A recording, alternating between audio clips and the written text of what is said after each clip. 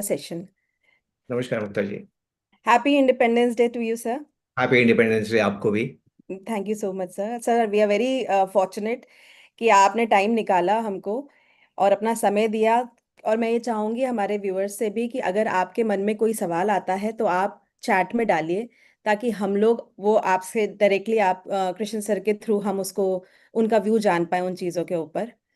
Sir, इस पूरे session को स्टार्ट करने से पहले मेरे खुद के दो सवाल हैं, हाँ हाँ। लेकिन first I will give you a context to that. Hmm. एक समय था सर जब हमारा देश सोने की चिड़िया कहलाता था। सो वी वर बिल्कुल। The wealthy and the prosperous nation. Yes. लेकिन फिर काफी शायद हम लोगों की दुनिया की नजरों में खटकने लगे, इतने सारे इन्वेजन्स झेले हमने, ब्रिटिश रूल आया। और हम्म। ब्रिटिशर्स के जाने के बाद वो ना ही तो वो हमारी वेल्थ तो लूट के ले ही गए, लेकिन हमारी वेल्थ कमाने की कैपेसिटी भी खत्म कर गए। राइट। और right. Today we are celebrating our 79th Independence Day. And right. I'm very proud to say that we are the fourth largest economy in the world and we are the fastest growing economy in the world. यानी कि right. हम वापस से खड़े हो चुके हैं। Right. कहते हैं जब भी कोई कंट्री इस फेज से गुजरती है, इस ग्रोथ फेज से गुजरती है, तब वहां पर सबसे ज्यादा वेल्थ एक्यूमुलेट होती है। बिल्कुल ठीक है। बिल्कुल तो ठीक मैं है। ये जानना चाहती हूँ सर कि हम we being the citizen of this country, हम कैसे इस ग्रोथ फेज में पार्टिसिपेट करें कि हम एक सब्सटेंशियल वेल्थ अपने लिए क्रिएट कर पाए। ये मेरा पहला सवाल है सर। लेकिन हम्म। यहीं से मेरा एक दूसरा सवाल भी आता है आज के एनवायरमेंटल और कंडीशंस को देखते हुए, कि जैसे हम एक समय पे बहुत प्रॉस्परस थे लेकिन दुनिया की नजरों में खटके, और हमने दुनिया ने अलग अलग तरीके से हमारा डाउनफॉल किया। अब आज मेरे को लगता है क्या हिस्ट्री वापस रिपीट कर रही है अपने आप को, क्योंकि हम्म। आज फिर हम एक स्ट्रॉन्ग नेशन की तरह इमर्ज हो रहे हैं, लेकिन हमारे को टारगेट किया जा रहा है। जैसे hmm. For example Russia Ukraine war में हमको बोला जा रहा है कि हम क्योंकि रशिया से ऑयल खरीदते हैं तो हम उस वॉर को बढ़ावा दे रहे हैं, और हम्म। उसके लिए हमको पिनलाइज किया जा रहा है, अलग अलग तरह के टैरिफ लगाए जा रहे हैं। तो हम्म। क्या इन सब चीजों से हमारी ग्रोथ कितनी इम्पैक्ट हो जाएगी? हम्म। तो मैं शुरुआत अपने इन दो सवालों से करूंगी सर। आपके दो ही सवाल बहुत मजबूत सवाल हैं और दोनों ही सवालों के जवाब थोड़े लंबे होंगे। मैं पहले दूसरा सवाल मैं पहले लेता हूं और पहले सवाल को मैं बाद में लेता हूं। क्या हम दुनिया के आंखों में खटकने लगे हैं क्योंकि हिंदुस्तान एक सुपर पावर बनने की मार्ग पे आगे बढ़ रहा है? पहली दृष्टि में ऐसा लगता है, जीवन ऐसा ही है, ये मानव जीवन ऐसा ही है। हमें वो अच्छा नहीं लगता है जो हमसे आगे निकल रहा है। हमें सिर्फ अगर वो हमारा सगा है, हमारा अपना है और वो आगे बढ़ता है तो हमें अच्छा लगता है। इसका कारण ये है मुक्ता जी, हम जंगलों में रहते थे और जंगलों में जिंदा वो रहता था जो दूसरे से तेज भागता था। एक हिरण जब सुबह उठता है तो अपने आप से वादा करता है कि मैं शेर से तेज भागूंगा, तभी जिंदा रहूंगा। उसी वक्त शेर ये सोचता है कि मैं हिरण से तेज भागूंगा, तब जिंदा रहूंगा, नहीं तो भूखे मर जाऊंगा। ये जो प्रतिस्पर्धा का जो है, ये हमारा सर्वाइवल इंस्टिंक्ट है। तो दुनिया में जब भी कोई देश आगे निकलता है और जिन देशों से वो आगे निकलने लगता है, जाहिर है उन्हें अच्छा नहीं लगता है। यही अमेरिका जो दुनिया से कहता था कि मैं टैरिफ नहीं लगाऊंगा, आप चाहें तो मेरे ऊपर टैरिफ लगा सकते हैं, वो आज टैरिफ लगाने को आमादा है। क्योंकि वो देख रहा है कि उसकी शक्ति अभी भी बहुत शक्तिशाली है, पर उसकी शक्ति और दूसरी शक्तियों के बीच में जो अंतर था, वो अंतर शने शने कम हो रहा है और ये उस बात को विचलित करता है। तो अगर कोई आपकी तरक्की की वजह से प्रभावित हो रहा है और आपकी तरक्की के अंदर रोड़े अटकाता है, आपकी तरक्की के अंदर मुश्किलात पैदा करता है, तो इसमें कोई आश्चर्य की बात नहीं है। ये आम बात है जो सदैव होती रही है, हो रही है और आगे भी होती रहेगी। इनफैक्ट मैं आपको एक दूसरी बात कहूंगा, जिसे हमें लग रहा है कि अमेरिका हमसे नाराज है, अमेरिका हमें टैरिफ ज्यादा लगा रहा है। न केवल टैरिफ लगा रहा है बल्कि पेनल्टी भी लगा रहा है, और इस बात से हमारे देश के अंदर थोड़े लोग लोग लोग गुस्से में हैं। हम क्षोभ अनुभव करते हैं। हमें लगता है कि अमेरिका के जो बर्ताव है हमारे लिए अच्छा नहीं है, उसे ऐसा नहीं करना चाहिए। इस तरह की हम बातें कर रहे हैं, पर मेरा ये मानना है कि अमेरिका जो कर रहा है वो हमारे लिए बहुत अच्छा है। मैं दोबारा बोलता हूँ कि आश्चर्य होगा, हमारे लिए बहुत अच्छा है। मुक्ता जी, मैं एक लॉन्ग टर्म इन्वेस्टर हूँ और मैं हमेशा इस बात पर यकीन करता हूँ कि इतिहास हमें बताता है कि आने वाले समय में कैसे होगा।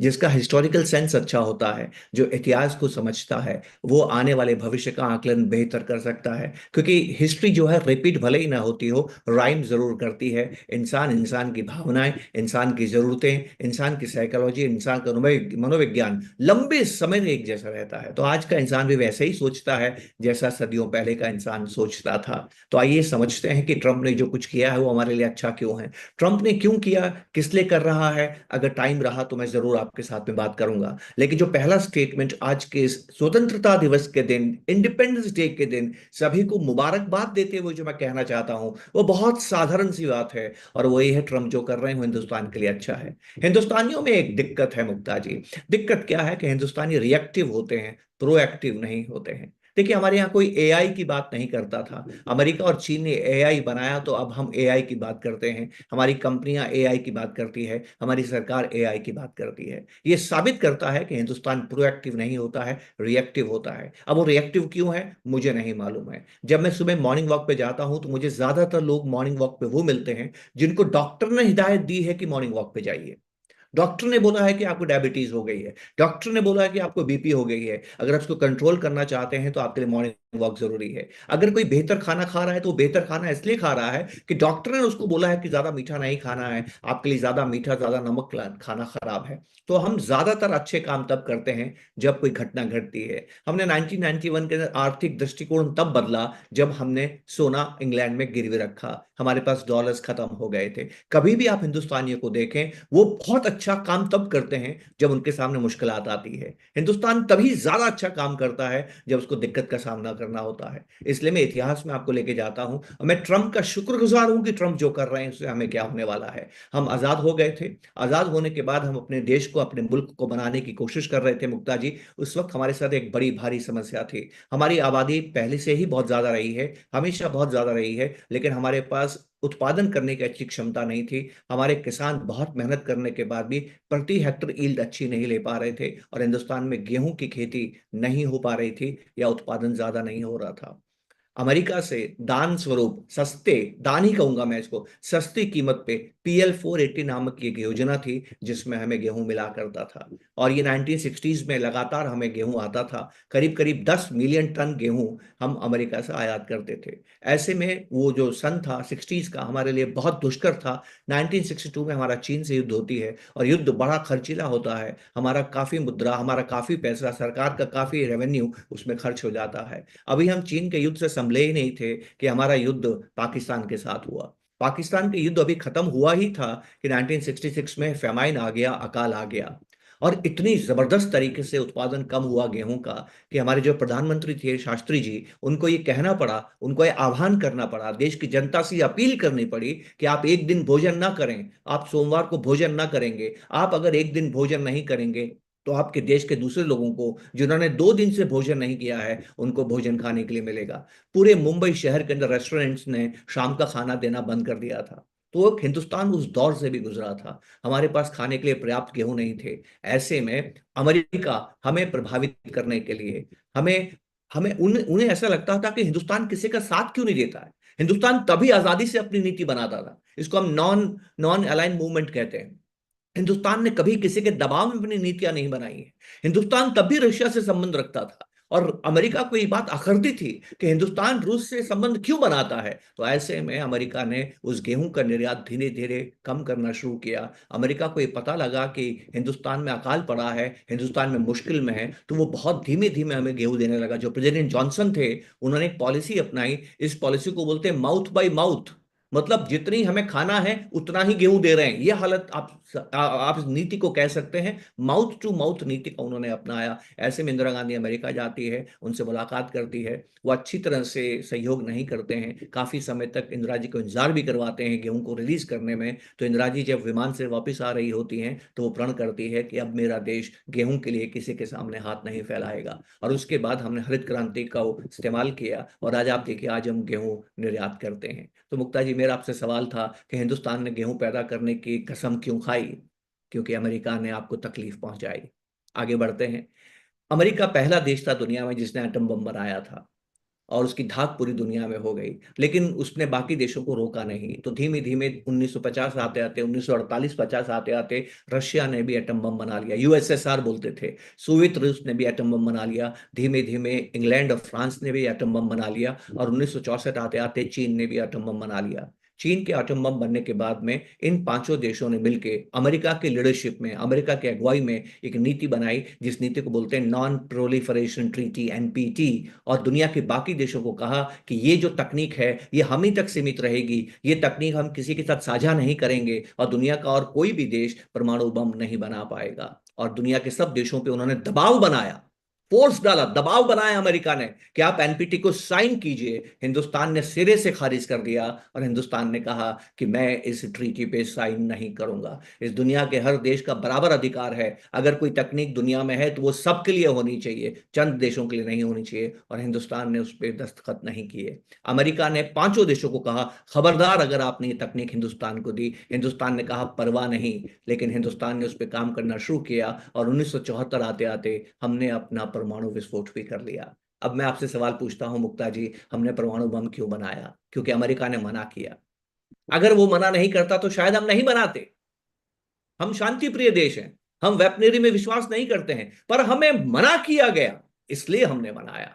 आगे चलते हैं मुक्ता जी, अभी तो बात खत्म नहीं हुई। उसके बाद क्या हुआ? 1980 का दौर था। 1980 के दौर के अंदर अमेरिका को, हिंदुस्तान ने कहा कि आपने कंप्यूटर के क्षेत्र में आपने काफी प्रगति की है, हम भी अपनी वेदर फोरकास्टिंग अच्छे करना चाहते हैं, हम भी अपना स्पेस रिसर्च अच्छा करना चाहते हैं, हम भी अपनी न्यूक्लियर एनर्जी को पीसफुल तरीके से अच्छा इस्तेमाल करना चाहते हैं, हम भी एरोप्लेन बनाना और ये सब जो बनाते हैं इसके अंदर हम बेहतर तरीके से डिजाइन करना चाहते हैं, तो हमें सुपर कंप्यूटर की जरूरत है। क्या आप हमें सुपर कंप्यूटर देंगे? अमेरिका कहता है कि हम सुपर कंप्यूटर आपको नहीं देंगे, हो सकता है कि आप इसको युद्ध कौशल में इस्तेमाल करें, हो सकता है कि इसको आप परमाणु हथियार बेहतर बनाने में इस्तेमाल करें, हो सकता है कि इसको आपको फौज के अंदर इस्तेमाल करें, तो हम आपको सुपर कंप्यूटर नहीं देंगे। हिंदुस्तान ने कहा कोई बात नहीं, हम अपना खुद का सुपर कंप्यूटर बनाएंगे, और परम नाम का पहला सुपर कंप्यूटर हिंदुस्तान ने 1990 के दशक में बना दिया। हिंदुस्तान दुनिया का पांचवा देश था जो सुपर कंप्यूटर बना सकता है। मुक्ता जी बताइए, हमने सुपर कंप्यूटर क्यों बनाया? क्योंकि अमेरिका ने मना किया। आगे चलते हैं। अभी बात खत्म भी नहीं हुई थी कि 1990 के दशक में हिंदुस्तान अपनी स्पेस रिसर्च को आगे बढ़ाना चाहता था। हिंदुस्तान हमेशा से अंतरिक्ष रिसर्च जो है उसमें शोध में बहुत अच्छा रहा है, लेकिन हिंदुस्तान के पास क्षमता नहीं थी अपने ही दम पे अपने सैटेलाइट को अंतरिक्ष में भेजना, राइट? वहां पर भेजने उसकी क्षमता नहीं थी। तो हिंदुस्तान ने रशिया से एक करार किया, जिसमें रशिया ने दो क्रायोजेनिक, इसको क्रायोजेनिक इंजन बोलते हैं, जो क्रायोजेनिक इंजन है वो बहुत ही ठंडे फ्यूल को इस्तेमाल करते हैं और बहुत ताकत के साथ में हमारे सैटेलाइट्स को अंतरिक्ष की दिशा में धकेलते हैं। तो उस क्रायोजेनिक इंजन के लिए हमारा करार हो गया, एग्रीमेंट हो गया। अमेरिका को मालूम चला कि रशिया क्रायोजेनिक इंजन न केवल हिंदुस्तान को दे रहा है, उस इंजन को बनाने की नो हाउ टेक्नोलॉजी भी हिंदुस्तान को दे रहा है। इस बात से अमेरिका बहुत नाराज हुआ, और अमेरिका ने रशिया पे सैंक्शन लगा दिए। तब तक रशिया कमजोर हो चुका था, टुकड़ों में बंट चुका था, रशिया को उसकी बात माननी पड़ी, और रशिया ने हिंदुस्तान को कहा, भारत को कहा कि हम आपको इंजन तो देंगे, पर इंजन बनाने की टेक्निकल नो हाउ या क्षमता है वो आपको नहीं देंगे। हिंदुस्तान कहता है कोई बात नहीं। हिंदुस्तान ने उस योजना पे काम किया, शोध करना शुरू किया, और आपको जान के खुशी होगी मुक्ता जी कि 2014 में हमने अपना क्रायोजेनिक इंजन बना लिया। अब मैं आपसे सवाल पूछता हूं कि इंजन हमने क्यों बनाया? क्योंकि अमेरिका ने हमें मना किया। मैंने ये देखा है, इतिहास ये कहता है कि हिंदुस्तानी काम तभी करता है जब हिंदुस्तानी को कोई उकसाता है, और इस बार अमेरिका ने हमें उकसाया है। शॉर्ट टर्म में भले ही हमें प्रभावित करे, शॉर्ट टर्म के अंदर हमारे यहाँ टेक्सटाइल्स में, ज्वेलरी में, लेदर में जो लेबर इंटेंसिव एक्सपोर्ट्स हैं, हो सकता है इसमें हमें थोड़ी दिक्कत आए। कुछ लोगों का मानना है कि हमारी जीडीपी ग्रोथ रेट 0.2% से लेकर 0.5% कम हो सकती है, पर मुक्ता जी यकीन मानिए लॉन्ग टर्म में ये हमें बहुत बेहतर नेशन बनाएगी, हमारी एफिशिएंसीज को बढ़ाएगी, हमारी अमेरिका पे निर्भरता को कम करेगी। हम दुनिया में और जगह एक्सपोर्ट बनाने की कोशिश करेंगे। हम हिंदुस्तान पहले ही जो एक्सपोर्ट मॉडल की जगह डोमेस्टिक कंजप्शन मॉडल पे काम कर रहा है उस पर ज्यादा ध्यान देने की कोशिश करेंगे, और लॉन्ग टर्म में मैं मानता हूं कि ये अमेरिका का कदम एक नए हिंदुस्तान को जन्म देगा, एक अलग तरह का हिंदुस्तान को जन्म देगा, जहां हिंदुस्तान दुनिया पे नहीं, दुनिया हिंदुस्तान पे निर्भर होगा, ऐसा मुझे पूरा यकीन है। तो इसलिए जो दूसरा सवाल था आपका, मुझे लगा कि मैं उस पहले आपको उस सवाल का जवाब दूं। अब मैं आपके पहले सवाल की तरफ आता हूं। पहला सवाल वाकई में मुझे चिंतित करता है। देखिए जो इकोनॉमी है ना, ये एक अजीब सी चीज है मुक्ता जी। ये डबल एंट्री सिस्टम है, अगर कहीं आपको फायदा हो रहा है तो कहीं आपको नुकसान हो रहा है। मैं आपको बताना चाहता हूं कि हिंदुस्तान में इस वक्त आगे बढ़ने का सबसे बड़ा कारण क्या है। कारण आगे बढ़ने का ये नहीं होता है कि आपके पास सड़कें अच्छी हैं। कारण आगे बढ़ने का ये नहीं होता है कि आपके पास बेहतर टेक्नोलॉजी है। कारण आगे बढ़ने का ये नहीं होता है कि आपके पास रोड्स होती है, रेल्स होती है, रोड्स होती है, इंफ्रास्ट्रक्चर होता है, पोर्ट होता है, एयरपोर्ट्स होते हैं। ये कारण नहीं होता है। कारण ये नहीं होता है कि आपके पास कैपिटल ज्यादा होता है। कारण ये भी नहीं होता है कि आपके पास तकनीक अच्छी होती है। कारण ये भी नहीं होता है कि आपके पास स्कूल कॉलेजेस अच्छी होती हैं। अगर ये सारे कारण आगे बढ़ने के होते तो मुझे बताइए, जापान क्या हमसे कम है क्या? जापान के पास हमसे बेहतर तकनीक है। जापान के पास हमसे बेहतर इंफ्रास्ट्रक्चर है। जापान के पास हमसे ज्यादा टेक्नोलॉजी है। जापान के स्कूल और कॉलेजेस में हमारे स्कूल कॉलेजेस के मुकाबले ज्यादा बेहतर पढ़ाई होती है। जापान के अंदर साक्षरता 100% है। हमारे यहाँ साक्षरता 75% है। जापान के अंदर जो मजदूर काम करता है उसकी एफिशिएंसी, प्रोडक्टिविटी हिंदुस्तान के मजदूर की प्रोडक्टिविटी से ज्यादा है। हिंदुस्तान के अंदर जो फैक्ट्रियां काम करती है वो हिंदुस्तान के फैक्ट्री के मुकाबले ज्यादा उत्पादन करने की क्षमता रखती है। तो मुझे बताइए मुक्ता जी, जीडीपी जापान की बढ़ रही है कि हिंदुस्तान की बढ़ रही है? ये बात समझने की जरूरत है। इतना सब कुछ होते हुए भी जापान की जीडीपी पिछले 25 सालों में 20% कम हो गई है। कम हो गई है। और आप पिछले 25 सालों में 10 गुना बढ़ गए हैं। तो इंपॉर्टेंट चीज जो हमें समझनी है कि ये सारी चीजें, अच्छी तकनीक, अच्छी सड़कें, अच्छा वातावरण, अच्छा आबो हवा, अच्छी फैक्ट्रीज, अच्छी एफिशिएंसी, ये तो तब आती है जब आप ग्रो करते हैं। इनके होने से ग्रो नहीं होता है, आप ग्रो करते हैं तो ये होती है। तो हिंदुस्तान के पास वो चीज है जो दुनिया के पास नहीं है। और वो चीज क्या है? Aggregate demand. बढ़ती हुई एग्रीगेट डिमांड। हमारे जो परिवार हैं वो ज्यादा बेहतर जीवन जीना चाहते हैं। परिवार में हर व्यक्ति बेहतर जीवन के लिए प्रयास कर रहा है, वो सपने देख रहा है, उसके एस्पिरेशंस हैं, वो अपने जीवन को बेहतर से बेहतर बनाने की कोशिश कर रहा है। इस वजह से वो मांग ज्यादा कर रहा है। तो हिंदुस्तान के अंदर बढ़ती हुई मांग जापान से हमें अलग करती है। जापान जापान के पास सब कुछ है पर मांग नहीं है, डिमांड नहीं है। अगर डिमांड नहीं है तो प्रोडक्शन क्यों होगा? और प्रोडक्शन हो गया और डिमांड नहीं है तो आप बेचेंगे किसको? अगर आप उत्पादन करते हैं ना तो वो बिकना भी चाहिए। रोजगार तब बढ़ता है जब उत्पादन बढ़ता है। तो हिंदुस्तान के अंदर उत्पादन बढ़ने की क्षमता है, हिंदुस्तान में उत्पादन बढ़ने की संभावना है, इसलिए हिंदुस्तान आगे बढ़ रहा है। तो अब मैं गौर से बात करता हूँ। इसमें मैं अमेरिका को थोड़ा अलग रखता हूँ। अमेरिका को मैं अलग क्यों रखता हूँ? क्योंकि America is a country of immigrants. तो अमेरिका को ये बात समझना, अमेरिका के परिप्रेक्ष्य में, संदर्भ में ये बात समझना मुश्किल होगी जो मैं कहने जा रहा हूँ।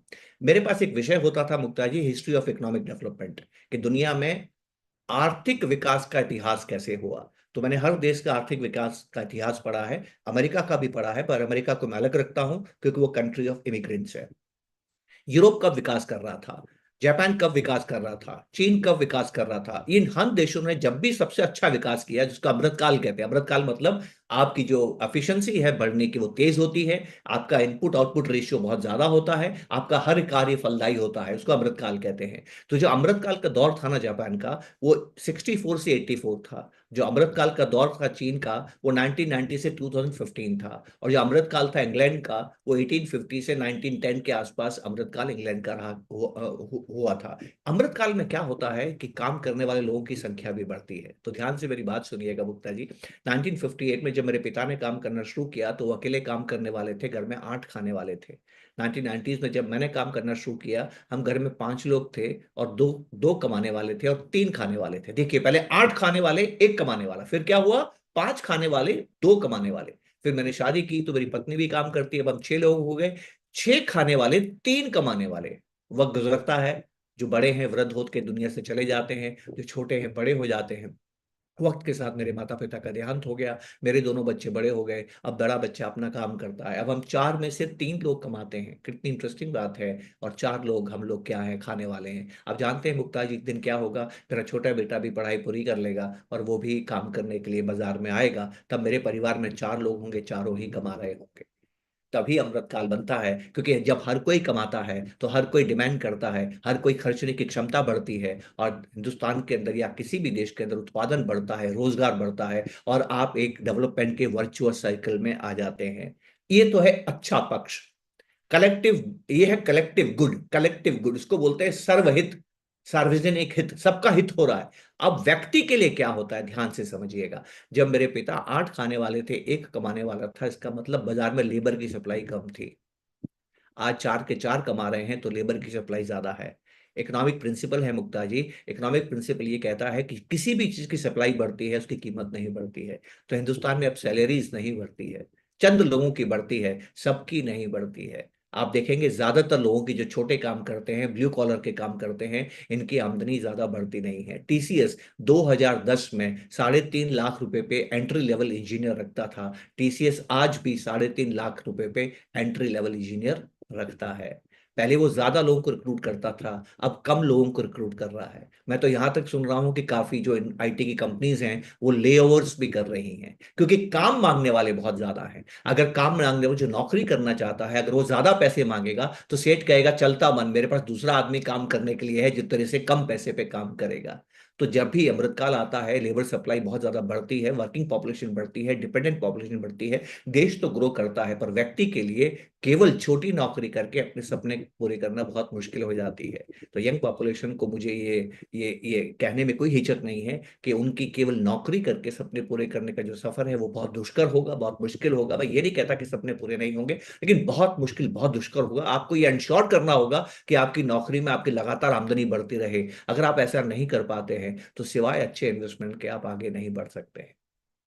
तो मुझे लगता है मुक्ता जी, आपके दोनों प्रश्नों का मैं मुकम्मल रूप से जवाब दे पाया हूँ। बिल्कुल सर। सर, हमारे व्यूअर्स की तरफ से कुछ सवाल आए हैं। मैं हाँ। आपसे पूछूंगी कि लोगों को फाइनेंशियल लिटरेसी के बारे में बताने की क्या जरूरत है। एक सवाल ये आया है कि फाइनेंशियल लिटरेसी के बारे में बताने की क्या जरूरत है? ओके। हाँ। अच्छा। अच्छा, चलिए इसमें मैं आपको एक बेहतर बात आपसे पूछता हूं। मैं सवाल के रूप में सवाल करता हूं, बच्चों को पढ़ने भेजने की क्या जरूरत है?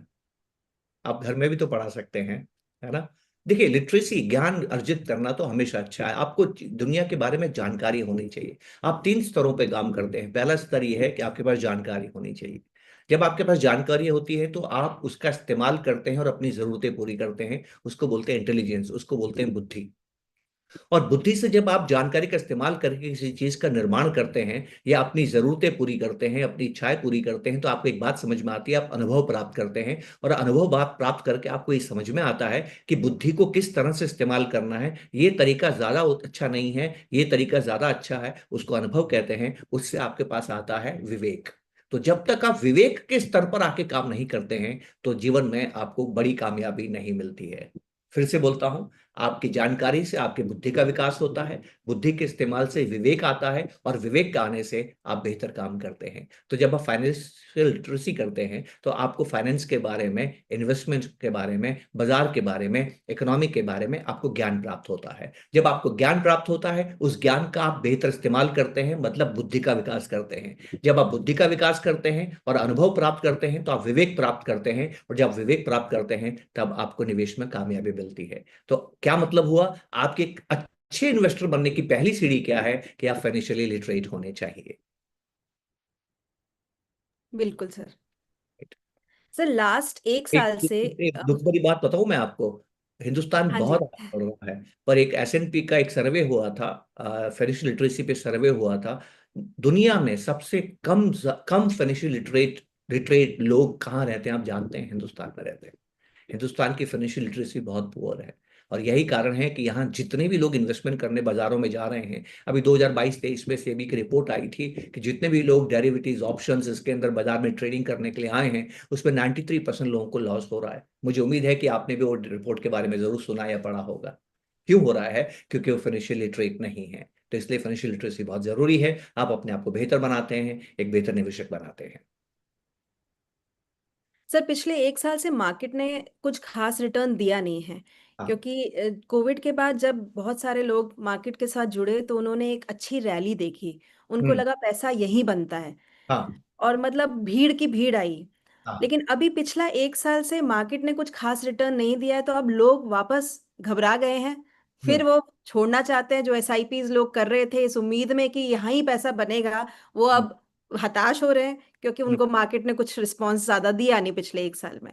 हम्म। तो सर, उन लोगों के लिए क्या मैं व्यू है? मैं बहुत माफी चाहता हूँ, लोगों के लिए मेरे पास कोई जवाब नहीं है। आप घबरा नहीं रहे हैं, आप लालची हो रहे हैं, है हाँ। ना? को लगातार इतना इतना रिटर्न नहीं मिल सकता। देखिए, एक मर्यादित रिटर्न होता है, एक एवरेज रिटर्न होता है। एवरेज रिटर्न ही आपको मिलता है। आप तो एक बेटे की माँ हैं मुक्ता जी, आप हमेशा चाहती होंगी कि आपका बेटा खूब पढ़ाई करे, और खूब पढ़ाई करने के लिए आप चाहती होंगी कि वो ज्यादा पढ़ाई करे। मान लीजिए उसका इम्तहान है, अगले महीने सितंबर में इम्तहान है, तो आप उसको क्या कहेंगी? पढ़ो पढ़ो पढ़ो पढ़ो, है ना? तो वो जो अगर 4 घंटे पढ़ता है तो 6 घंटे पढ़ेगा, और एग्जाम का दिन नजदीक आएगा तो 8 घंटे पढ़ेगा। एग्जाम में 2-3 दिन ही रह गए तो दिन भर पढ़ता रहेगा। ऐसा होता है कि नहीं होता है? ऐसा ही होता है ना? तो जब एग्जाम होता है, इम्तहान की ठीक 2-3 दिन पहले आपका बेटा दिन भर पढ़ता है, और इम्तहान देने के बाद अगले दिन पढ़ता है कि आराम करता है? देने के बाद तो आराम करता है। क्यों करता है? आप तब जिद कीजिए कि तुम पढ़ाई करो। वो बोलेगा नहीं बस पाएगा, पढ़। क्योंकि शरीर काम नहीं करेगा, शरीर आपका मदद ही नहीं करेगा। देखिए, आपको काम करने की क्षमता है, आप कभी उस क्षमता से ऊपर काम करते हैं तो उसके बाद में क्षमता से नीचे काम करना पड़ेगा। कभी भी अगर आपने पोटेंशियल के ऊपर काम किया है तो फिर आपको पोटेंशियल के नीचे काम करना पड़ेगा। इसी को हम एवरेजिंग कहते हैं, इसको रिवर्सल टू मीन कहते हैं। आपका बेटा 365 दिन 15 घंटे पढ़ाई नहीं कर सकता है, करेगा तो बीमार हो जाएगा। लेकिन अगर 4 दिन उसने 15 घंटे पढ़ाई की है, तो अगले 3-4-5 दिनों में वो 15 को 12 घंटे करेगा, 12 को 8 करेगा, 8 को 5 घंटे करेगा। ऐसा ही करना पड़ता है, क्योंकि नहीं तो आप कॉलेप्स कर जाएंगे। आप पोटेंशियल के ऊपर लगातार काम नहीं कर सकते। तो ध्यान से समझते हैं कोविड में क्या हुआ था। कोविड में सबको घबराहट हो गई कि हमारी कमाई का क्या होगा, सब घबरा गए। व्यक्ति से लेकर कंपनियों तक सब घबरा गई। तो सबने क्या किया? अपने खर्चे कम किए, किए कि नहीं किए? आप भी याद कीजिए कि भाई पैसा बचाना है, पता नहीं आगे कोविड कब तक चलेगा, नौकरी भी चली गई है, तनख्वाह भी नहीं बढ़ रही है, पैसा बचाना जरूरी है। तो हमने खर्चे कम कर दिए, उसी तरह से कंपनियों ने भी खर्चे कम कर दिए। नंबर एक बात, बहुत से लोगों को तकलीफ हो रही थी, बहुत से लोगों का रोजगार चला गया था, तो उनको मदद करने के लिए सरकार ने अपने खर्चे बढ़ा दिए। तो सरकार ने खूब खर्चा किया कोविड के दौरान। और जैसे ही कोविड खत्म हुआ, तो ध्यान से सुनिएगा, कंपनियों की आदत हो गई खर्चा कम करने की, सरकार की आदत हो गई खर्चा ज्यादा करने की। लोगों की जिनकी आदत हो गई थी खर्चा नहीं करने की कोविड में, अब बाजार खुल गया तो ज्यादा पैसे बच गए, उसको उन्होंने ज्यादा खर्च किया। बात समझ रही हैं आप? तो सरकार खर्चा ज्यादा कर रही है, लोग ज्यादा खर्चा कर रहे हैं, कंपनियां खर्चा मतलब कंपनियां अपनी एफिशिएंसी को बढ़ा रही हैं क्योंकि वो डर गई थी। तो प्रॉफिट्स अचानक से कंपनियों को बढ़ने लगे। तो एक तरफ कंपनियों के प्रॉफिट्स बढ़ने लगे, एक तरफ कंपनियों का ईपीएस बढ़ने लगा। ईपीएस ऐसा बढ़ा कि पिछले 10 साल में नहीं बढ़ा, अर्निंग ऐसी बढ़ी जो पिछले 10 साल में नहीं बढ़ी। और तो और कोविड में क्या हुआ मुक्ता जी, हर एक को नुकसान हुआ पर बाजार को नुकसान नहीं हुआ। बाजार अप्रैल में गिरा, उसके बाद लगातार बढ़ता रहा। हर चीज कोविड में बंद हो गई थी पर बाजार खुला रहा। और जब बाजार खुला रहा तो इसने हिंदुस्तान के लोगों को प्रभावित किया। जो लोग डरते थे कि ये रिस्की जगह है, जो लोग डरते थे कि इक्विटी सट्टा बाजार है, जो लोग इक्विटीज की तरफ देखते नहीं थे, यकायक वो इक्विटीज में आ गए, क्योंकि उन्होंने देखा यार कोविड जैसी खतरनाक चीज में हर चीज बंद हो गई, बाजार खुला रहा, ये इतना रिस्की नहीं है जितना रिस्की हम मानते हैं। तो हिंदुस्तान के लोगों में अचानक से इक्विटीज की तरफ आकर्षण हुआ। तो कोविड के पहले हिंदुस्तान में 2 करोड़ डीमैट अकाउंट थे, आज 18 करोड़ डीमैट अकाउंट है। तो 16-17 करोड़ लोगों ने कोविड के बाद डीमैट अकाउंट खोले। तो बाजार में कंपनियों का मुनाफा बढ़ रहा है, सरकार की सरकार के खर्चे बढ़ रहे हैं, तो मतलब कंपनियों की बिक्री बढ़ रही है, हमारा खर्चा बढ़ रहा है, और बाजार में नए निवेशक के पैसे की सप्लाई भी आ रही है। तो जाहिर है कि बाजार बहुत अच्छा करेगा, क्योंकि बाजार में लिक्विडिटी भी थी, बाजार में प्रॉफिट जनरेशन भी था। तो रेवेन्यू ग्रोथ भी थी, प्रॉफिट ग्रोथ भी था, सप्लाई भी थी, और लिक्विडिटी भी थी। इन चारों चीजों ने मिलके हमारे बाजार को बहुत ही मजबूत बनाया, और बाजार ने आपको अच्छा खासा रिटर्न दिया। लेकिन बाजार ने आपको जो रिटर्न दिया है वो पोटेंशियल के ऊपर है। तो अब थोड़ा तो बाजार आराम करेगा। 10 साल का जो आपका बाजार का रिटर्न है ना, वो 11-12% होना चाहिए। तो अगर पिछले 4 साल का रिटर्न अगर आपका 18% है, तो अगले 4 साल में, अगले 6 साल में आपका बाजार 8-9% दे तो कोई आश्चर्य की बात नहीं है। पर 8-9% लगातार नहीं देगा, ये 1-2 साल आपको रिटर्न कम देगा। हो सकता है 1-2 साल आपको रिटर्न कुछ भी नहीं देगा, और फिर 2-3 साल में आपको 10-12% रिटर्न देगा, और इस तरह से आपका 10 साल का जो रिटर्न है वो 12-13% के आसपास हो जाएगा। तो बाजार यही तो है। आप बताइए ईमानदारी से कि आप नहीं मानती है बाजार कभी भी गिर सकता है? क्या आप नहीं बिल्कुल। मानती कि बाजार ऊपर नीचे होता है? तो वही तो हो रहा है। अगर आपने बाजार की प्रवृत्ति को स्वीकार कर लिया, तो फिर ना आपको डर लगेगा, ना आप दुखी होंगे। अगर आप दुखी हो रहे हैं तो आप अपनी वजह से दुखी हो रहे हैं, बाजार की वजह से दुखी नहीं हो रहे। बाजार तो वही कर रहा है जो बाजार में होता है। ठीक है। अब एक आखिरी चीज, सरकार ने कोविड की वजह से काफी खर्चे बढ़ा दिए थे। पिछले 1-2 सालों से सरकार ने अपने खर्चे कम करने की कोशिश की है, उसका भी प्रभाव बाजार में पड़ा है। लेकिन बाजार के फिजिकल डेफिसिट अब सरकार के काबू में आ गए हैं। यहां से सरकार वापस व्यवस्थित रूप से काम कर रही है। एविडेंस क्या है? एविडेंस ये है कि इस बजट के अंदर सरकार ने जो टैक्स में कमी की है, और सरकार ने जिस तरह से बजट पेश किया है, उससे लगता है कि अब सरकार टाइटनिंग को कम कर रही है। आरबीआई जो इंटरेस्ट रेट बढ़ा रही थी, आरबीआई जो लिक्विडिटी को टाइट कर रही थी, वो भी अब इंटरेस्ट रेट कम करने के मूड में है। पिछले 1-2 बारी में उन्होंने इंटरेस्ट रेट को कम भी किया है और लिक्विडिटी बढ़ाने की भी कोशिश कर रही है। मुझे लगता है साल 6 महीने के अंदर स्थितियां वापस पुनः नॉर्मल हो जाएंगी। वैसी नहीं होंगी जैसी आपने कोविड के बाद देखी है, याद रखिएगा, क्योंकि वो रिटर्न तो एक ऐसा रिटर्न है जो कभी कभी किसी समय आता है, हमेशा नहीं आता है। सर एक सवाल आया है कि एफआईएस कंटिन्यूअसली बेच रहे हैं यहाँ से पता है। मुझे इस बात की बहुत खुशी है कि एफआईज लगातार बेच रहे हैं, क्योंकि हिंदुस्तानी कभी नहीं खरीदते थे। ज्यादातर होता था क्या कि हमारे बाजार को एफआई संभाला करते थे, एफआईज की वजह से हमारा बाजार बढ़ा करता था। पहली बार मैं जीवन में देख रहा हूं कि पहली बार ऐसा हुआ है कि एफआईज बेच रहे हैं, और जितना एफआईज बेच रहे हैं उतना हिंदुस्तानी खरीद रहे हैं। अमूमन होता क्या है कि जब एफआईज बेचते हैं, हम खरीद नहीं पाते हैं, और जब हम नहीं खरीद पाते हैं तो बाजार में भारी गिरावट आती है। वो भारी गिरावट आप हिंदुस्तान के बाजारों में नहीं देख रहे हैं। पिछले कुछ समय से हिंदुस्तान की कंपनियों का रेवेन्यू ग्रोथ और अर्निंग्स पर ग्रोथ, प्रॉफिट ग्रोथ मोटे तौर पर, सबकी नहीं, मोटे तौर पर ऑन एन एवरेज ज्यादा अच्छी नहीं रही है। लेकिन उसका प्रभाव जो बाजार पे पड़ना चाहिए था वो नहीं पड़ा, क्योंकि विदेशों, जितनी विदेशी बिकवाली आ रही है उतना हिंदुस्तानी खरीद रहा है।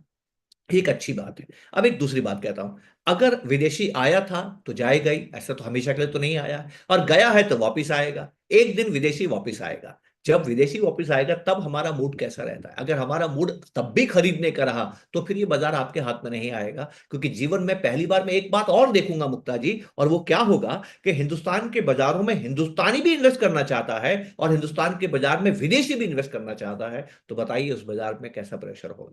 अब सवाल उठता है कि विदेशी क्यों जा रहा है? विदेशी इसलिए जा रहा है, ध्यान से मेरी बात समझिएगा मुक्ता जी, मैंने पहले भी जिक्र किया है हमारी पिछली मीटिंग्स में इसके बारे में। कोविड के बाद अगर आप पिछले दिनों का रिटर्न देखें, कोविड के बाद का अगर आप रिटर्न देखते हैं, पॉइंट टू पॉइंट रिटर्न देखते हैं, 2021 से लेकर 2025 के बीच का आप रिटर्न देखते हैं, अमेरिका के बाजार ने हमसे बेहतर किया है। तो विदेशी जहां आ रहा है वो देखता है कि मेरे खुद के बाजार में जो रिटर्न है वो इंडिया के बाजार से अच्छा है, तो फिर वो दूसरे देश में क्यों जाएगा? नंबर एक बात। नंबर दो बात, वहां पर ब्याज दरें और हमारी ब्याज दरों में अंतर भी काफी कम हो गया है। आज से 4 साल पहले उनके यहाँ ब्याज दरें 2% हुआ करती थी, हमारे यहाँ ब्याज दरें 6% हुआ करती थी, 6.5% हुआ करती थी। उनके और हमारे ब्याज दर के बीच में 5% का अंतर था। आज हमारे देश में जो बॉन्ड यील्ड्स हैं वो 6.25% के आसपास है, उनके यहाँ जो बॉन्ड यील्ड है वो 4.5% के आसपास है, और हमारे बीच का अंतर केवल 0.25% रह गया है। जीवन में मैंने कभी भी यूएस बॉन्ड यील्ड्स और इंडियन बॉन्ड यील्ड्स में अंतर इतना कम पहले कभी नहीं देखा है। इसलिए जब तक ये बॉन्ड यील्ड्स में विस्तार नहीं होता है, विदेशी का पैसा ज्यादा आपके पास में नहीं होगा।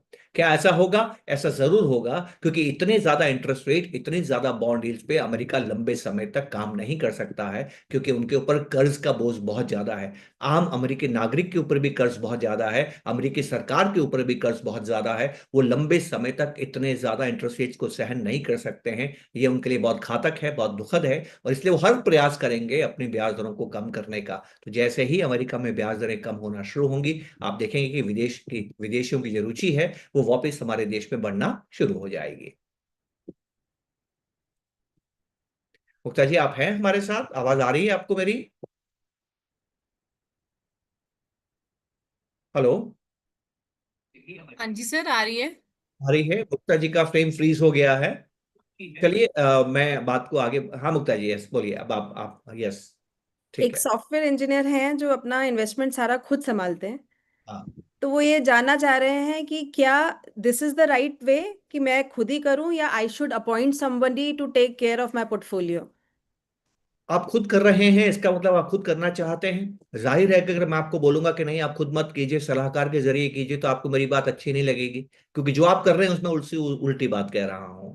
चलिए, मैं एक बहुत इंटरेस्टिंग बात कहता हूं मुक्ता जी, जो मुझे 30 साल में समझ में आई है, और बेहद ईमानदारी से मैं एक बात कह रहा हूं। मुक्ता जी, एक सवाल आपसे पूछूंगा, बहुत छोटा सा सवाल है, कोशिश कीजिएगा कि ईमानदारी से जवाब दें। आप गाड़ी चलाती हैं? हाँ ओके। जी। अच्छा, आप गाड़ी चलाने वाले लोगों को भी देखती हैं? उनको हाँ। देखती, गाड़ी चलाते हुए देखती हैं कि नहीं देखती हैं? कभी घर में हाँ। हस्बैंड को, ब्रदर को, पड़ोसियों को, कलीग्स को गाड़ी चलाते बिल्कुल। हुए आप देखती होंगी। एक बात जी हाँ। बताइए, एक बात बताइएगा, मुझे बहुत सोच समझ के जवाब दीजिए आप। गाड़ी चलाते वक्त मोबाइल पे बात करनी चाहिए कि नहीं करनी चाहिए? नहीं करनी चाहिए। पक्का? पक्का। अब मुझे बताइए, लोग करते हैं कि नहीं करते हैं? बिल्कुल करते हैं सर, उनको, मेरे को तो कई बार ऐसा लगता है उनको सारे काम ही गाड़ी में बैठने के बाद याद आते हैं। तो आपको क्या बात समझ में आई? आपको क्या बात समझ में आई? ये जो आपके सॉफ्टवेयर इंजीनियर हैं जिन्होंने आपसे सवाल पूछा है, उनसे भी मैं कहता हूँ, मुक्ता जी, आपकी निवेश की यात्रा में खतरा ये नहीं है, खतरा ये नहीं है कि बाजार क्या करेगा। अरे हम सब जानते हैं बाजार कभी भी गिर सकता है। हम सब जानते हैं बाजार ऊपर नीचे होता है। हम सब जानते हैं इकोनॉमी ऊपर नीचे होती है। हम सब जानते हैं कोई न कोई कंपनी डिफॉल्ट करती है। हम सब जानते हैं सारे व्यापारी नहीं कमाएंगे। हम सब जानते हैं कोई न कोई व्यापारी डूबता भी है। ये सारी बातें मामूली बातें हैं। युद्ध होते हैं, भूकंप आती हैं, बाढ़ आती हैं, ये सारी बातें हम जानते हैं। ये रिस्क नहीं है मुक्ता जी, ये तो हम पहले से ही जानते हैं ये होगा, ये रिस्क नहीं है। आप जानते हैं, आप क्या नहीं जानते हैं? आप ये नहीं जानते हैं कि आप क्या करेंगे। आपके जीवन में, आपके निवेश की यात्रा में सबसे बड़ा खतरा आप हैं। अभी अभी आपने कहा कि मोबाइल पे बात नहीं करनी चाहिए और अगले ही पल मोबाइल पे बात करते हैं। आप कहते हैं मॉर्निंग वॉक पे जाना चाहिए और मॉर्निंग वॉक पे नहीं जाते हैं। यही तो है। हमारे अंदर दो तरह के लोग रहते हैं, हम अकेले नहीं है मुक्ता जी। भगवान ने आपको भेजा ही नहीं अकेला। आप हमेशा दो रूप में ही आई हैं। एक है विचार करने वाली और एक है फील करने वाली। जब आप रात को अलार्म लगाते हैं तो आप विचार करते हैं कि मॉर्निंग वॉक पे जाऊंगा, और सुबह मॉर्निंग वॉक पे जब आप उठते हैं और वापस सो जाते हैं तो आप फील करते हैं कि मजा तो सोने में है। तो हमारे अंदर एक इंसान नहीं है, दो इंसान है। आप बार बार अपना फैसला बदलते रहेंगे, और जब आप बार बार फैसला बदलते रहेंगे तो आप लॉन्ग टर्म इन्वेस्टर नहीं बनेंगे। अगर आप लॉन्ग टर्म इन्वेस्टर नहीं बनेंगे तो कंपाउंडिंग प्राप्त नहीं होगी। अगर कंपाउंडिंग प्राप्त नहीं होगी तो दौलत नहीं बनेगी। अगर दौलत नहीं बनेगी तो आप मुक्त नहीं होंगे, फाइनेंशियली फ्री नहीं होंगे। अगर आप फाइनेंशियली फ्री नहीं होंगे तो कामनाएं पूरी नहीं होंगी, और अगर कामनाएं पूरी नहीं होंगी तो दुनिया में मोक्ष नहीं मिलेगा। देखिए कितना बड़ा नुकसान है लॉन्ग टर्म इन्वेस्टर नहीं बनने का। राइट। अगर आप ये जानना चाहते हैं कि आप लॉन्ग टर्म इन्वेस्टर हैं, शॉर्ट टर्म इन्वेस्टर है, उसका प्रमाण, उसका उसका उसका पैमाना क्या है, मानक क्या है, कैसे आप तय करेंगे कि आप एक लॉन्ग टर्म इन्वेस्टर हैं कि शॉर्ट टर्म इन्वेस्टर है, उसका एक छोटा सा ही है। और वो छोटा सा ये है कि आप अपने पोर्टफोलियो को कितनी बार देखते हैं।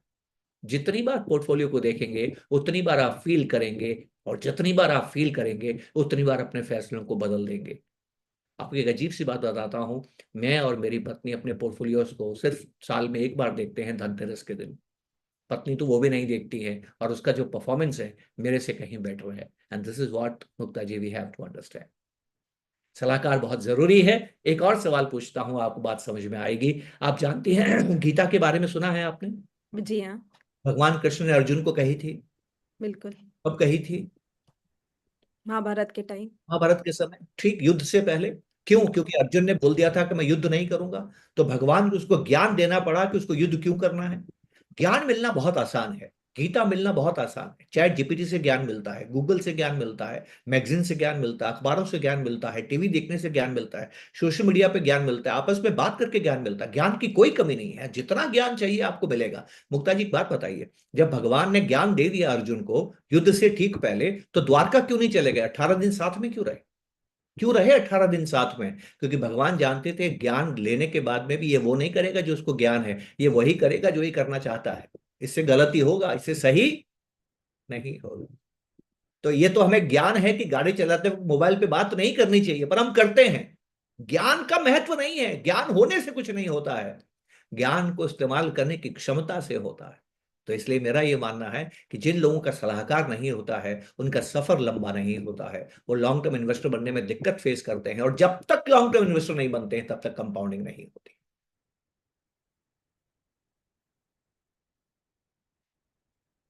सर अगला सवाल है कि एसेट एलोकेशन की बहुत बातें हो रही है आजकल। हम्म। तो जानना चाहते हैं कि एसआईपीज पिछले 3 साल के अंदर सेक्टर फंड्स में ही ज्यादा आई है। हम्म। तो इसका अब सेक्टर फंड ज्यादा परफॉर्म करते दिख नहीं रहे। हम्म। सो क्या कहते हैं आप इस बारे में कि सेक्टर फंड्स में कॉन्सेंट्रेट अभी करना चाहिए या नहीं? देखिए, बुनियादी बात पे मेरा ये मानना है कि सेक्टर फंड आपके पोर्टफोलियो में ऐसा ही है जैसे थाली में अचार। आपकी थाली में अचार कितना होता है मुक्ता जी? बहुत थोड़ा सा। बस सीधी सी बात है। ये सेक्टर कभी लंबे समय तक चलते नहीं, पहली बात। अगर आपको यकीन है कि सेक्टर चलेगा, फिर एसआईपी क्यों करना, लमसम कीजिए। एसआईपी आपने क्यों किया? एसआईपी आप डाइवर्सिफाइड फंड में करते हैं। क्यों करते हैं डाइवर्सिफाइड फंड में? क्योंकि डाइवर्सिफाइड के फंड मैनेजर को आपने हक दिया है, आपने अधिकार दिया है कि वो कहीं पर भी जहां भी अवसर है वहां पर निवेश करे। इसको हम बोलते हैं, डाइवर्सिफाइड फंड को मैं बोलता हूं अपॉर्चुनिटीज फंड। फंड मैनेजर को आप हक देते हैं, अधिकार देते हैं, आजादी देते हैं कि जो सेक्टर चल रहा है उसमें इन्वेस्टमेंट करें। तो मेरा ये मानना है कि आपकी लॉन्ग टर्म एसआईपीज कभी सेक्टर फंड्स में नहीं होनी चाहिए, वो हमेशा डाइवर्सिफाइड इक्विटी फंड्स में होनी चाहिए। ये हमें बहुत ध्यान रखने की जरूरत है। तो पहली गलती उन्होंने ये की कि सेक्टर फंड्स में एसआईपीस की। अगर आपको यकीन है कि सेक्टर अच्छा चलेगा तो उसमें लमसम डालिए, क्योंकि सेक्टर की जो चल रहा है, जो ट्रेंड है, वो लंबा नहीं चलता है। 2 साल, 3 साल, 4 साल, बड़ा हुआ तो 5 साल, वो 20-30 साल तक कोई सेक्टर नहीं चलता है। बड़ा मुश्किल है, उतार चढ़ाव आते हैं उसके अंदर। कोई कोई सेक्टर है, विरला सेक्टर है जो बहुत साल तक चलता है, जैसे आईटी कुछ चला, इंफ्रा कुछ चला, लेकिन अमूमन नहीं चलते हैं, क्योंकि ट्रेंड्स जो है बाजार के अंदर बदलते रहते हैं। तो आपको ये नहीं करना चाहिए था। डाइवर्सिफाइड फंड्स के अंदर आपको एसआईपी करनी चाहिए थी। अब मैं आपको कहता हूं कि आपको एसेट एलोकेशन करने की जरूरत क्यों है। मुक्ता जी देखिए, आपने अगर इन्वेस्टिंग अगर आपको करनी है, और जो सबसे बड़ी बात इन्वेस्टिंग में समझनी है वो क्या है, वो एक छोटी सी बात है, कहने में छोटी सी है पर ये सबसे बड़ी बात है इन्वेस्टिंग के अंदर। वो है difference between short term and long term. अगर आप शॉर्ट टर्म और लॉन्ग टर्म को नहीं समझे तो इन्वेस्टिंग नहीं समझे। लॉन्ग टर्म शॉर्ट टर्म से ही बनता है। Long term is nothing but sum total of short term. एक दिन बनता है 24 घंटे से, 7 दिन बनते हैं, एक सप्ताह बनता है 7 दिन से। तो सप्ताह लॉन्ग टर्म है, पर उसमें 7 दिन लगते हैं। एक महीने में 4 सप्ताह हैं, तो महीना लॉन्ग टर्म है। तो लेकिन 4 वीक्स होंगे तो एक महीना बनेगा, 12 महीने होंगे तो एक साल बनेगा। तो एक साल जिंदा रहने के लिए आपको एक हर महीना जिंदा रहना है। हर महीना जिंदा रहने के लिए हर सप्ताह जिंदा रहना है। हर सप्ताह जिंदा रहने के लिए हर दिन जिंदा रहना है। हर दिन जिंदा रहने के लिए हर घड़ी जिंदा रहना है। हर घड़ी जिंदा रहने के लिए हर मिनट जिंदा रहना है। हर मिनट जिंदा रहने के लिए हर सेकंड जिंदा रहना है। इस सेकंड में जिंदा नहीं रहे तो लॉन्ग टर्म कैसे देखेंगे?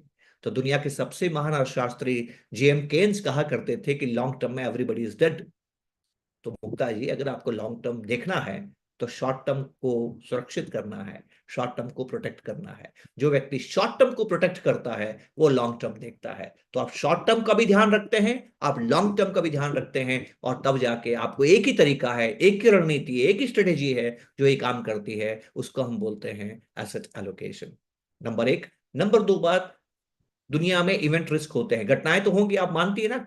अनसर्टेन है लाइफ, लाइफ में कभी भी कुछ भी हो सकता है, ये तो आप मानती हैं। बिल्कुल अगर बिल्कुल। कभी कुछ घट गया और आपने एक ही एसेट में अगर पैसा रखा है और उस घटना ने उस एसेट को प्रभावित किया, तो आप तो नुकसान में चले जाएंगे। एसेट की खास बात क्या होती है कि हर एसेट की जो रिस्पॉन्स होती है घटना को, किसी भी घटना को, जो बुरी घटना है, जो घटना घट गई जीवन में या अच्छी घटना भी है, उस घटना में जो रिस्पॉन्ड करता है एसेट, हर एसेट अलग तरीके से करता है। इसका मतलब यह होता है कि जो एसेट्स हैं वो नेगेटिवली कोरिलेटेड होते हैं। एक एसेट अच्छा करता है तो एक एसेट बुरा करता है। तो इस तरह से वो आपको सुरक्षा देता है, आप जिंदा रहते हैं, आप बाजार में जिंदा रहते हैं। और जब आप बाजार में जिंदा रहते हो तो सफर जारी रहता है, और जब सफर जारी रहता है तो आपको कामयाबी मिलती है।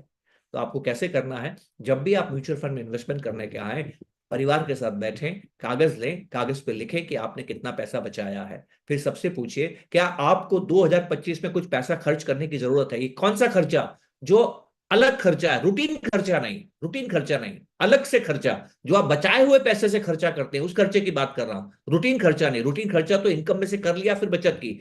बचत को कैसे खर्च करना है? हमने ये पैसा बचाया है, इस बचे हुए पैसे में से क्या कोई पैसा आपको इस साल खर्च करना है? कोई बोलेगा हाँ मुझे खर्च करना है, वो पैसा केवल लिक्विड फंड्स में रखिए। बात खत्म हो गई। अगला सवाल पूछिए, ये जो हमारा पोर्टफोलियो है, क्या इसमें कुछ पैसा है जो हमें 2026 में खर्च करना है? कोई बोलेगा इतना पैसा हमें 2026 में खर्च करना है, उसे शॉर्ट टर्म फंड्स में रखिए। फिर पूछिए, कोई ऐसा है यहां पर जिसको पैसा 2028-29 में खर्च करना है? कोई बोलेगा मुझे इतना पैसा 2028-2029 में खर्च करना है, उसको आप लॉन्ग टर्म बॉन्ड फंड्स में रखिए। जो पैसा आपको 2030-31 में खर्च करना है, वो पैसा बैलेंस एडवांटेज फंड या हाइब्रिड फंड्स में रखिए। और जो पैसा आपको 2032, 37, 38, 35, 40 में खर्च करना है, उसको डाइवर्सिफाइड इक्विटी फंड में रखिए। अब जानते हैं इससे फायदा क्या होगा? बाजार में कुछ भी हो जाए, कुछ भी हो जाए, आपको जो खर्चा 25, 26, 27 में करना है वो आपने शॉर्ट टर्म फंड्स में रखा है, उस खर्चे को आप कर सकते हैं। आपके मन में शांति बनी रहती है, और जब आपके मन में शांति बनी रहती है तो आपकी यात्रा जारी रहती है, और जब यात्रा जारी रहती है तो आप लॉन्ग टर्म इन्वेस्टर बनते हैं। तो आप लॉन्ग टर्म इन्वेस्टर कब बनते हैं? जब आप शॉर्ट टर्म में जिंदा रहते हैं, और इसी को एसेट एलोकेशन कहते हैं।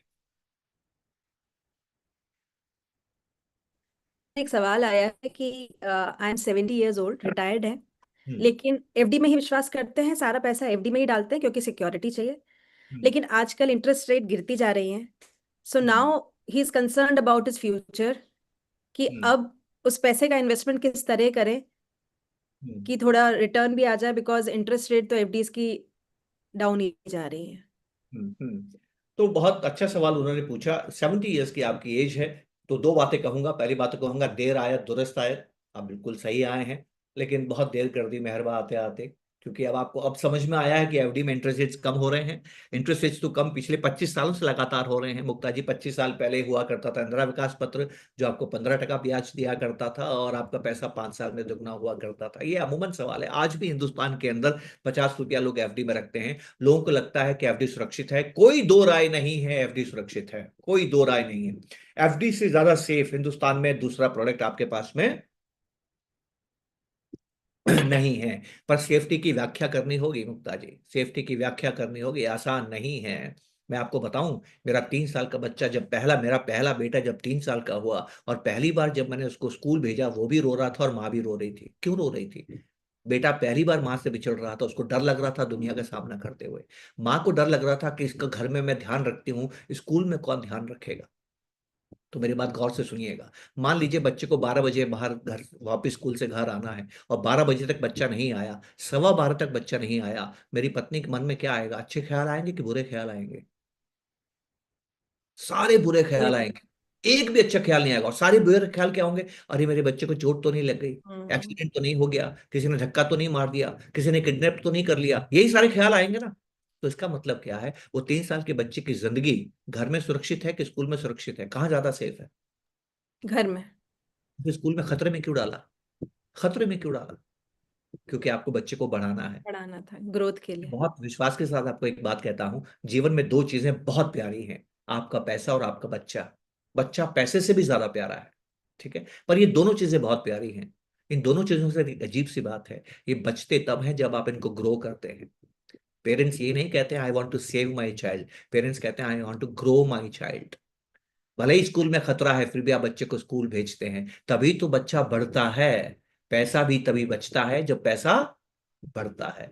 तो इन सज्जन को जिन्होंने आपसे सवाल पूछा है, इनको एक सलाहकार को बुलाना होगा। मैं यहां से सलाह नहीं दे सकता हूं, पर जो करना है वो बता रहा हूं कि आपको एक देखना होगा, बैलेंस देखना होगा, एक संतुलन देखना होगा कि आप क्या समझते हैं, आपके खर्चे कितने हैं, आपकी शेष जिंदगी की आप कामना कितनी करते हैं, कितना आपका खर्चा है, कितना पैसा है, कितना पैसा आप इक्विटी में डाल सकते हैं, कितना पैसा आप बॉन्ड में डाल सकते हैं। इनको सही एसेट एलोकेशन करते हुए, बकेट इन्वेस्टिंग करते हुए अपने शेष जीवन का मकसद या रास्ता पूरा करना होगा। पर इसको एक सलाहकार की जरूरत है। अच्छा है कि उन्होंने सवाल पूछा, मुझे इस बात की खुशी है। उनको इक्विटीज की शरण में जाना ही होगा, नहीं तो ब्याज के सारे चीजें बहुत मुश्किल होती चली जाएंगी।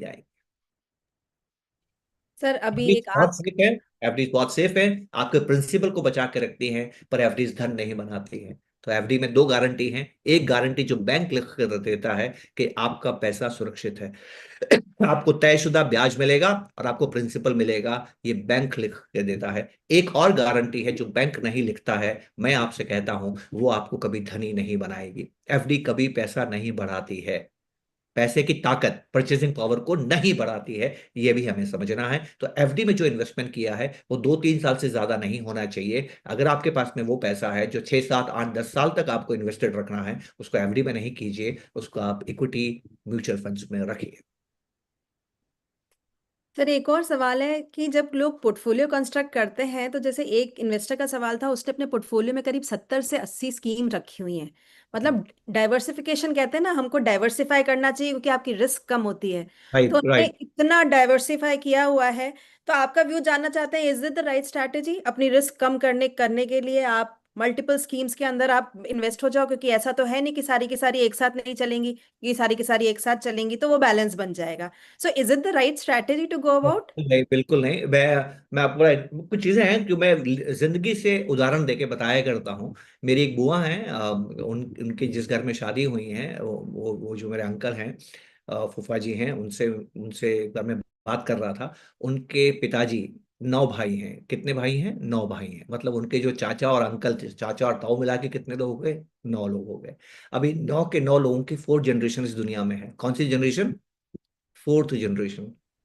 तो तो ये तो कजन ही हुए ना, सब कजन ही हैं आपस में। बिल्कुल मैंने उससे बिल्कुल। पूछा आप सबके नाम जानते हैं क्या? तो हंसते हैं कि नहीं, मैं सबके नाम नहीं जानता। तो आप बताइए, आप अपने रिलेटिव्स के नाम नहीं जानते जो एक ही घर के हैं, क्योंकि इतने सारे हैं, तो आप कैसे इन स्कीमों को आप फॉलो करेंगे? देखिए, स्कीमें तब तक अच्छी जब तक आप उनको जानते हैं, समझते हैं, शोध करते हैं, और आपको ध्यान रहता है क्या हमारे अंदर ये कैपेसिटी है कि हम 70 योजनाओं के ऊपर ध्यान रख सकें। नहीं रख सकते हैं। डाइवर्सिफिकेशन का मतलब ये नहीं होता है मुक्ता जी कि आपने 4 लार्ज कैप फंड ले लिए। डाइवर्सिफिकेशन का मतलब होता है आपने एक लार्ज कैप लिया, एक स्मॉल कैप लिया, एक मिड कैप लिया, एक डाइवर्सिफाइड लिया। इसको बोलते हैं डाइवर्सिफिकेशन। क्योंकि घटना को, कोई भी घटना घटती है तो इन सब का जो वो है, क्या बोलते हैं, रिएक्शन है, वो अलग अलग होता है। इससे भी अच्छा डाइवर्सिफिकेशन क्या है कि आपने एक फंड लिया डाइवर्सिफाइड म्यूचुअल फंड, एक फंड लिया बॉन्ड फंड, एक फंड लिया गोल्ड फंड, और एक लिया हाइब्रिड फंड। ये और भी अच्छा डाइवर्सिफिकेशन है। डाइवर्सिफिकेशन का मतलब है कि अगर कोई घटना घटती है तो इनका रेस्पॉन्ड कैसा हो। पहले आप डाइवर्सिफिकेशन का अर्थ समझिए, फिर डाइवर्सिफाई कीजिए, तब जाके आप बेहतर डाइवर्सिफाई करेंगे। आपको इतनी ज्यादा योजनाएं रखने की जरूरत नहीं है, उससे आपका नुकसान ही होगा। पहली बात। दूसरी बात, मान लीजिए आपको लगता है कि मैंने सही काम किया। बहुत कम ऐसी स्कीम होती हैं, बहुत ऐसे कम फंड्स होते हैं जो बेनतहा प्रॉब्लम करते हैं, आउटलायर्स होते हैं, बहुत अच्छा काम करते हैं। तो मान लीजिए आपने 70 स्कीमों में पैसा डाला है, 2 स्कीमें बहुत अच्छा करती हैं, तब भी आपका पोर्टफोलियो ज्यादा नहीं बढ़ेगा। क्यों नहीं बढ़ेगा? क्योंकि उन दो ने ही अच्छा किया है, और उनके उनके अंदर जो आपने पैसा रखा है वो तो थोड़ा ही है ना, 1/70, 1/70 है। अगर आपका पैसा उसमें 1/70 है, तो कैसे वो आपके आपके अपनी परफॉर्मेंस से आपकी पूरे फंड के परफॉर्मेंस को ऊपर लेके जाएगा? अगर 2 ने अच्छा किया और 3 ने खराब किया, तो फिर आप वहीं रह गए। तो ओवर डाइवर्सिफाई भी आपको नहीं करना है।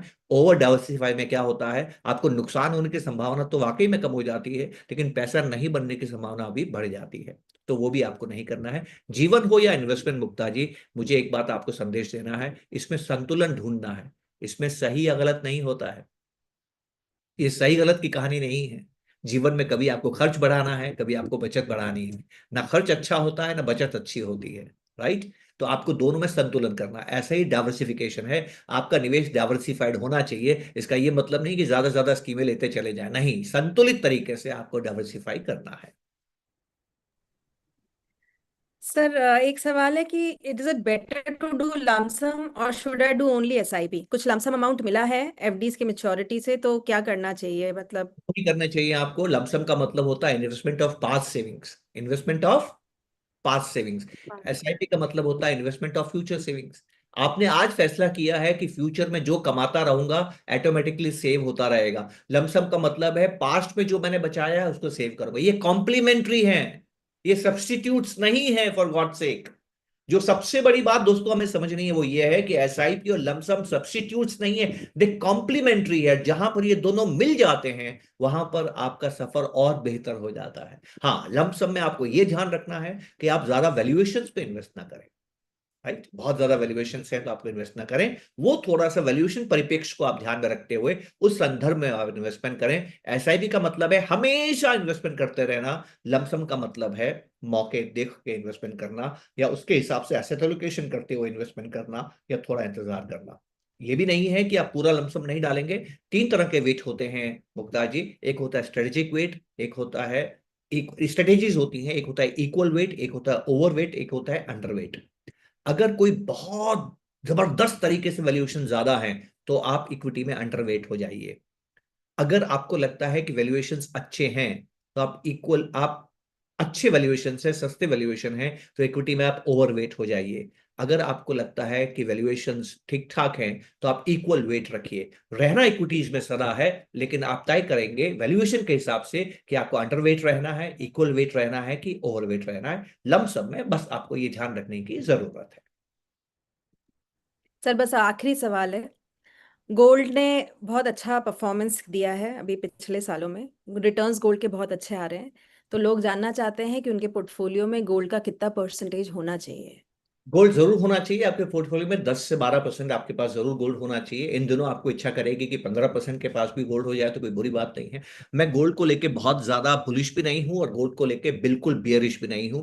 गोल्ड की कीमत कभी गोल्ड तय नहीं करता है, गोल्ड की कीमत हमेशा दूसरे तय करते हैं। दुनिया में इस वक्त बहुत तकलीफ है। आज हमने दुनिया की बात ज्यादा नहीं की क्योंकि हमारा रुख उस तरफ नहीं था। हालांकि माहौल अभी ट्रम्प टैरिफ और ट्रेड का है, ज्यादा माहौल वहां पर है। इस वक्त दुनिया बड़ी विचलित दुनिया है। अमेरिका खुद एक विचलित राष्ट्र है। उसका उसके ब्याज बहुत बढ़ रहे हैं, उसका कर्ज बहुत बढ़ रहा है, उसका फिजिकल डेफिसिट बढ़ रहा है, उसका करंट अकाउंट डेफिसिट जिसको आप ट्रेड डेफिसिट कहते हैं उसका बढ़ रहा है। उसको हर हाल में कमजोर डॉलर चाहिए, उसको हर हाल में कम कम कम ब्याज दरें चाहिए, उसको हर हाल के अंदर अपने ट्रेड बैलेंस को ठीक करना है। तो वो एक बहुत भारी चुनौती का सामना कर रहा है। उसकी दूसरी चुनौती यह है कि दुनिया में उसकी दादागिरी कम हो गई है क्योंकि मल्टीपोलर वर्ल्ड बन गया है। तो इस वजह से दुनिया में एक एक अजीब तरह की टेंशन है। हर देश के अंदर अजीब तरह की टेंशन है क्योंकि दुनिया बढ़ नहीं रही है, एक्सपोर्ट में कंपटीशन बढ़ रहा है। तो चाइना जबरदस्त तरीके से बहुत मुश्किलात वाले माहौल का सामना कर रहा है। चाइना की जो इकोनॉमी है वो डीप ट्रबल के अंदर है। अमेरिका दिक्कत में है, चाइना डीप ट्रबल में है। तो ऐसे में जब दो देश जो दुनिया के दो सबसे बड़े देश हैं उनके सामने मुश्किलात खड़ी होती है तो दुनिया की आबो हवा अच्छी नहीं होती है। दुनिया में इनसिक्योरिटीज बढ़ती है, दुनिया में तनाव बढ़ता है। और हम सभी जानते हैं कि जब दुनिया में इस तरह का तनाव बढ़ता है तो गोल्ड की उपयोगिता बढ़ जाती है। बहुत से सेंट्रल बैंक्स गोल्ड खरीद रहे हैं क्योंकि डी डॉलराइजेशन का शोर है। कहां तक होगा, कहां तक चलेगा, उसके बारे में हम अभी लंबी बात हो जाएगी, मैं आपसे नहीं करूंगा। लेकिन डी डॉलराइजेशन का शोर है। कुछ लोगों को लगता है कि अमेरिका डॉलर को वेपन के रूप में इस्तेमाल कर रहा है। तो क्या हमें डॉलर रिजर्व के रूप में रखने चाहिए? नहीं, हमें डॉलर रिजर्व कम करना चाहिए। इसलिए वो सोना खरीद रहे हैं। तो सोना की डिमांड इसलिए भी बढ़ रही है कि दुनिया में तनाव है। सोने की डिमांड इसलिए भी बढ़ रही है कि डी डॉलराइजेशन हो रहा है। सोने की डिमांड इसलिए भी बढ़ रही है कि अमेरिका ने डॉलर को एज ए वेपन यूज किया है। और दुनिया के अंदर कम होती हुई ग्रोथ रेट्स भी लोगों को चिंतित करती है। और पूरी दुनिया में जो सप्लाई की गई है मुद्रा की, जिस तरह से डॉलर छापा गया अमेरिका में, उससे मनी डिबेसमेंट हो रहा है, मुद्रा की कीमत कम होनी चाहिए, उसके आशंका से भी बहुत इन्वेस्टर्स जो हैं गोल्ड खरीद रहे हैं। तो अभी गोल्ड के लिए लोगों में सॉफ्टनेस बनी हुई है। गोल्ड का ज्यादा गिरना, यकायक गिरना अभी मुझे लगता नहीं है। अगर आप गोल्ड को अपने खाते में मेंटेन करते हैं तो एक अच्छी बात है। गोल्ड आपको तब विश्वास देता है जब दुनिया में विश्वास कम होता है। जल्दी से आपको एक बात बताता चलूं, तब आपको थोड़ी बात समझ में आए कि गोल्ड क्यों बढ़ रहा है। ये समझ में आना जरूरी है। मुक्ता जी, आपके पास 1 करोड़ रुपए की एफडी है, आपको कैसा लगेगा? अच्छा अच्छा लगेगा। लगेगा? क्यों अच्छा लगेगा बताइए, क्यों अच्छा सर लगेगा? मेरे 1 करोड़ रुपए की एफडी एक सिक्योरिटी मेरे पास है। सिक्योरिटी है आपके पास, एसेट है बिल्कुल। आपके पास, आप बहुत खुश हैं। अब रात को सो गई, अरे वाह मेरे पास तो 1 करोड़ की एफडी है। हम्म। सुबह आप उठते हैं, अखबार उठाते हैं, और अखबार उठाते तो देखते हैं कि जिस बैंक की एफडी है उस बैंक का लाइसेंस आरबीआई ने खत्म कर दिया है। अब आपको कैसा लग रहा है? अब तो लुट गई, दुनिया ही लुट गई। क्या लग गई ना? एफडी किसकी थी? पैसे किसके थे? आपके थे। हाँ। खुश कौन था? 1 करोड़ रुपया की एफडी किसके पास है? मेरे पास है। तो बैंक के जाने से आपकी दुनिया क्यों लुट गई? सर एफडी बैंक के पास ही रखी हुई ना, देगी तो मेरे मेच्योरिटी पैसा बैंक। क्योंकि लायबिलिटी उसके पास है। हाँ। हर एसेट की एक लायबिलिटी होती है। जिम्मेदारी बैंक के पास है। जिम्मेदारी आपके पास तो केवल पैसा है, पर उस पैसे की ताकत की जिम्मेदारी बैंक के पास में है। बैंक है तो ये ताकत है, इस राइट। एफडी में ताकत है। बैंक नहीं तो इस एफडी में ताकत नहीं है। तो भले ही एसेट आपके पास में हो, जिम्मेदारी बैंक के पास में। आपके पास 1 करोड़ के स्टॉक है, आप बड़े खुश हैं। लेकिन वो तभी तक है जब तक वो स्टॉक अच्छा कर रहा है। सीबीआई पकड़ लेती है उस कंपनी के मालिक को किसी किसी करप्शन केस में और जेल में डाल देती है, आपकी स्टॉक की कीमत क्या हो जाएगी? एक दिन में 50% गिर जाएगी। तो भले ही एसेट आपके पास में हो, लायबिलिटी कंपनी के पास में है। आपके पास जयपुर में 5 करोड़ का बंगला है, बड़े खुश है, अरे बड़ा शानदार बंगला है। और अगले दिन आपको डीएम की चिट्ठी आती है कि बुलेट ट्रेन यहां से निकलेगी। अभी क्या हो गया? अभी वो बंगला आपका नहीं है। There is no property right in India. ठीक है ना? ये फंडामेंटल राइट नहीं है। ठीक है, तो आपको 5 करोड़ का बंगला आपका तब तक है जब तक सरकार कहती है कि आपका है कि नहीं? आपको बिल्कुल। सरकार छोटी मोटी कीमत देगी और आपको वहां से रवाना कर देगी। तो जो भी आपका एसेट है ना, वो एसेट की जिम्मेदारी कोई दूसरा लेता है। सोने में खास बात क्या है, सोने की जिम्मेदारी कोई नहीं लेता है, सोना अपनी जिम्मेदारी खुद ही है। तो जब भी दुनिया में अविश्वास बढ़ता है, दुनिया में इनसिक्योरिटीज बढ़ती है, जब आपको दूसरे पर यकीन करने की इच्छा नहीं होती है, जब आपको दूसरे से डर लगता है, तो आप सोना खरीदते हैं। और दुनिया इस वक्त ऐसी ही स्थिति में है। क्यों ऐसी स्थिति में है? दुनिया में तनाव बढ़ रहा है। जो चीजें दुनिया आपस में मिलकर डब्ल्यूटीओ में करती थी, ट्रम्प एक एक देश के साथ बायलैटरल कर रहे हैं। टैरिफ एक मल्टीलेटरल चीज थी जो दुनिया डब्ल्यूटीओ में मिलकर तय करती थी। ट्रम्प सबको डराने के लिए अलग अलग बातें कर रहे हैं, बायलैटरल बातें कर रहे हैं। तो इस वजह से दुनिया में तनाव है, और तनावग्रस्त दुनिया की वजह से सोने का सम्मान बढ़ रहा है। ये बहुत बड़ा विषय है, लंबा समय होगा बात करने में, हम्म। लेकिन हमें ये समझना चाहिए कि दुनिया में इस वक्त क्या हो रहा है। और दुनिया इसी वजह से कमजोर पड़ रही है, और मुझे खुशी है कि जितनी दुनिया कमजोर पड़ेगी उतना हिंदुस्तान मजबूत होकर निकलेगा। तो मैं बहुत आशावादी हूँ, मैं एक लॉन्ग टर्म इन्वेस्टर हूँ, और मैं बहुत ही अपने देश के उज्जवल भविष्य को देख रहा हूँ और कामना भी करता हूँ। सर, हमने सारे प्रश्न ले लिए हैं हमारे व्यूअर्स के। और मैं ये अपने व्यूअर्स से रिक्वेस्ट करूंगी कि आप अर्थ प्रज्ञा के चैनल को सब्सक्राइब करें, क्योंकि हम ऐसे सेशंस और भी लेके आते रहेंगे, जहां पर आपके कोई भी प्रश्न हो, कोई भी इश्यूज हो, वो हम डायरेक्टली कृष्ण सर एक्सपर्ट के द्वारा ही उसका उनके व्यूज लेंगे उसके ऊपर, जो आपको एक इन्फॉर्म डिसीजन लेने में मदद करेगा। और सर, हमारी टीम की तरफ से आपको बहुत बहुत थैंक यू कि आपने हमको समय दिया और हमने ये हमारे व्यूअर्स के लिए सेशन कर पाए। थैंक यू गुप्ता जी, आपका भी बहुत बहुत धन्यवाद। आपने मुझे यहाँ आने का मौका दिया, और आपके सभी को इंडिपेंडेंस डे की बहुत हार्दिक शुभकामनाएं। हिंदुस्तान अमृतकाल के दौर से है दोस्तों, जरूर है। हिंदुस्तान में खूब पैसा बनेगा। आपका बनेगा कि नहीं बनेगा, आप सिर्फ इस बात की चिंता करें और किसी बात की चिंता न करें। नमस्कार, जय Hind. Thank you so much sir. जय हिंद।